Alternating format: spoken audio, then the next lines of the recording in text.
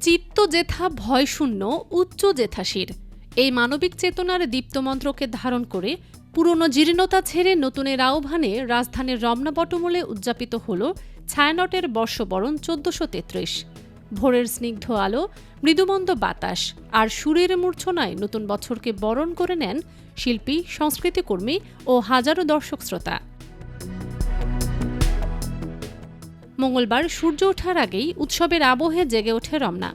অজয় ভট্টাচার্যের কথায় এবং বিষ্ণুদেব চট্টোপাধ্যায়ের সুরে জাগো আলোক লগনে সম্মেলক গানের মধ্য দিয়ে অনুষ্ঠানের সূচনা হয়।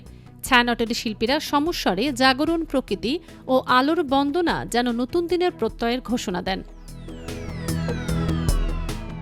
এবারের আয়োজন জুড়ে ছিল এক সুসংগঠিত সাংস্কৃতিক বয়ন। রবীন্দ্রনাথ ঠাকুর, কাজী নজরুল ইসলাম, দ্বিজেন্দ্রলাল রায় এবং লালন সাঁই এই চার ধারার গান ও কবিতার মেলবন্ধনে সাজানো হয় পুরো পরিবেশনা। শুদ্ধ সুর ও কথার আবেশে তৈরি হয় এক অনন্য নান্দনিক পরিবেশ। আবৃত্তির মঞ্চও ছিল সমান প্রাণবন্ত।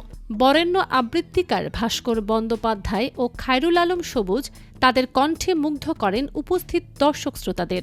লোকজ ধারার পরিবেশনায় চন্দনা মজুমদার গেয়ে শোনান লালন সঙ্গীত। বড় ও ছোটদের পৃথক এবং যৌথ পরিবেশনা ছিল পরম উপভোগ্য।